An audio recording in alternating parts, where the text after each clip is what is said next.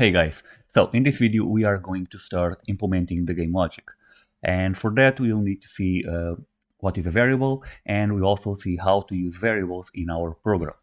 So let's start, and we'll go step by step and implementing each step along the way.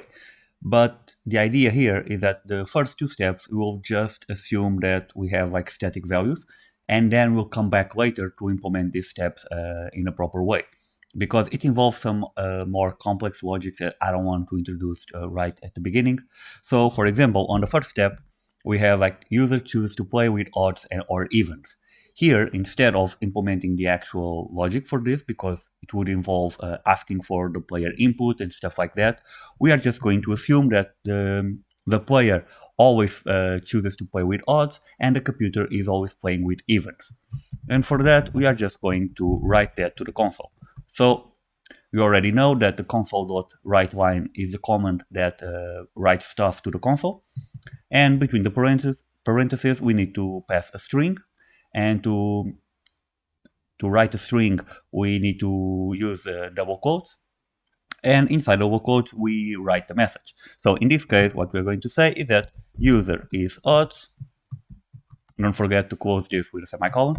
And let's copy this and let's say that the computer is evens. So that's the only thing that we are going to do for the first step. And on the second step, we will do something quite similar. So each player chooses the number 1 or number 2. In this case, we are going to assume that the user is always playing with number 1 and that the computer is always playing with number 2. So let's just paste this as well and say that user chooses number 1 and that the computer chooses number 2. Okay, so now on step number 3, we need to sum both numbers. So we need to sum the number that either the player and the computer chose. Now, the question here is that while at the moment we know that the user is always playing with number 1 and that the computer is playing with number 2, later we won't know exactly what are the numbers that each player chose. So when we get to step number 3, we need to have a way to access the number that each player chose before.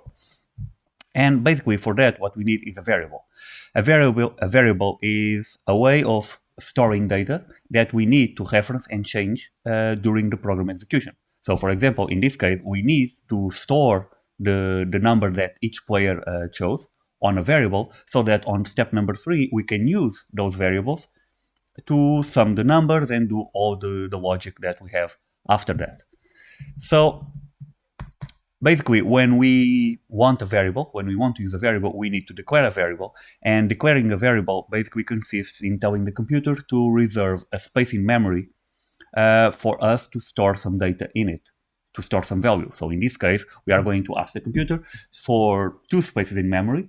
For one space, we are going to store the number that the player chose, and on the other space, we are going to store the number that the computer chose. And to ask the computer for that space in memory, or to declare a variable, we need to tell the computer 3 different things. The first thing is the kind of data that we want to store.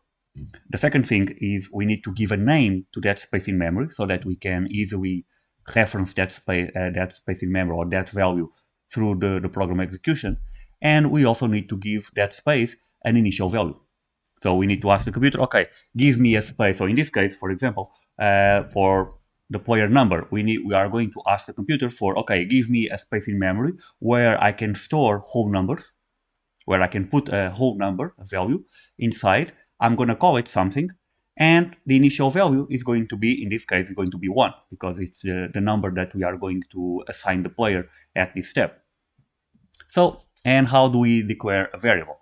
So, first thing we need to do, we need to tell the computer what is the kind of data that we want to store. In this case, the kind of data that we want to store is a whole number. A whole number is called an integer in programming, and an integer in C# is represented by the keyword int.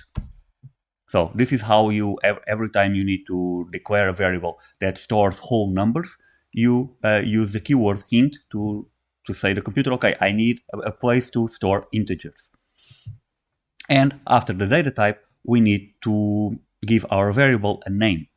And in terms of names, you can call your variables whatever you want, to be honest. So you could call it like X, you could call it like something like this.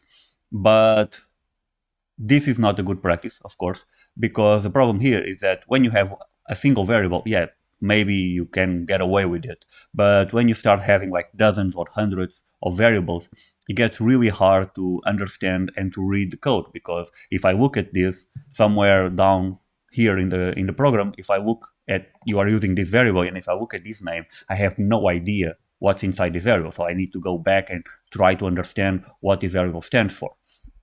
So a good rule of thumb when naming variables is that the name of the variable should be descriptive and recognizable, meaning that the variable name should describe what kind of value it is holding, and recognizable in a way that either you or someone else, when looks at the name of that variable, can instantly understand what is the value that the variable is holding. So, for example, in this case, we are holding the number that the player chose on this step. So we are going to call it a player number. I'm thinking about player or user, but we'll go with player. I'm using user here everywhere, and I don't remember why, but here I'm using player. So we'll go with player number. So we can, when we look at this variable, we know that in this context, okay, this is the number that the player chose, or this is the number that the player is playing with. So I think this is a pretty good name for the variable. Now, another thing about naming variables is that you need to follow some naming conventions in terms of formatting the name. So you can see that the name that I wrote, so first, you cannot have white spaces in the name, so you cannot have like two words like this. And you cannot start the name with a digit. You can only start with letters or some special characters, like an underscore, stuff like that. An underscore, yeah, I don't think you can use any, I don't remember, but an underscore you can use it, and it's quite used, but other than that, try to keep it to letters. And another thing is, in C# variables, the names of the variables use what we call the lower camel case convention. And a camel case convention basically says that when you have multiple words, all words are together, and all words are lowercase except the first letter of each word. So a lowercase would be something like this. Not the lowercase, sorry, the camel case. The camel case would be something like this. So player number, you can see that we have two words, they are together, and everything is lowercase except the first letter of each word. This is a camel case convention. In C#, variables use the lower camel case convention, which is exactly the same, except that the first letter of the first word is also lowercase, like you can see here. So this is just a convention, and you see that C# and other languages have different conventions for different stuff, for variables, for method functions. You can have different conventions, but in this case, in C# variables usually use the lower camel case convention. But once again, this is all just not suggestions or conventions. This is just conventions. You know, you can use a different convention. But the problem is that if you are working with some other people, they won't enjoy it because they are used to read the code that follows a certain convention. And so if you are like naming things with a different convention, it gets really hard to read the code. So data type, in this case an integer, you give it a name, so in this case player number, and you assign it an initial value. And to assign a value to a variable, we use the assignment operator, which is the equal sign. This is called the assignment operator because this operator, basically what it does is that it assigns what's on the right side to what's on the left side. So in this case, we are going to give the initial value of 1. So by using the assignment operator, what we are doing is that we are assigning the value of 1 to the variable player number. And don't forget to close this with a semicolon. So here we are declaring a new variable called player number that holds integers and that has an initial value of 1. And now we can also declare a second variable for the computer. So let's call it computer number, and you assign the new value of 2. And this is basically it about declaring variables. Now, when you declare a variable, besides declaring a variable, afterwards you can use this variable And when you use the variable, you are basically using the value that the variable has inside. So whenever I want to access the value that I have inside my variable, I just need to use the variable number. So every time I'm using this player number anywhere on my code, basically what I'm doing is that I'm using the value that's inside that variable. Now, something to notice is that when you declare a variable, you need to use the data type and the name and assign an initial value. When you reference a variable, this is called referencing a variable because you are referencing the value that is stored on that variable, you only need the name. So you don't need the data type or anything else. So for example, we can now use our variable to print the message here, and instead of writing 1 here, we can just use the variable instead of number 1. Now, something that, but we need to be aware that you cannot use the name of the variable inside the string, because if you do something like this, then this continues to be text, because you can see, like, by the color you can see it, and everything that's inside the double quotes is text. So if you use it something like this, the compiler doesn't know that you are using the variable. It just assumes that it's text and doesn't care about it. So actually what you need to do is that you need to remove the number 1, and then you can use the plus operator, and this is called concatenating a string, and you can use the plus operator to join the text that you had before. So the user chooses number and join this text with the variable. And so basically the message will say, okay, user chooses number, and when you do something like this, it will convert what's the name of the variable to the value, and then you'll see the message with the value of the variable. So I'm just going to show that in a minute. Let's just change this as well. Computer number. Let's run this. And now you see that we'll have, okay, these two messages first, and then these two messages with user chooses number 1 and computer chooses number 2. Okay, here it is. So you can see user chooses number 1, computer chooses number 2. So when the program is compiled, it basically, and not when it's compiled, sorry, when the program runs, basically it will replace the name of the variable by the value that's stored inside it, that is stored inside.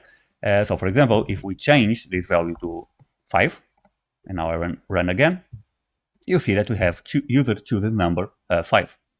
So basically this is replaced by the value that we have inside the variable. It always takes a while. Yeah, okay, user chooses number 5, so you can see here. Okay, and so this is it about variables. You can declare variables and you can reference variables. Just another thing that we need to know about variables, at least in C#, is that variables are, C# is a strongly typed language.